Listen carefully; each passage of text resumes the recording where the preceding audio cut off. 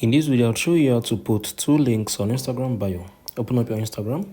If you look right, you're going to be able to see my YouTube channel link is already here. So if you love to add maybe say two links, that is of your channel or maybe of your Twitter or TikTok, just click on edit profile. You're going to be able to see links option, so click on it. So let's say I want to add up a new video I just created. I'm going to click on the standard. I'm going to paste this here. You can just type in. Okay, I'll just come on it from the title.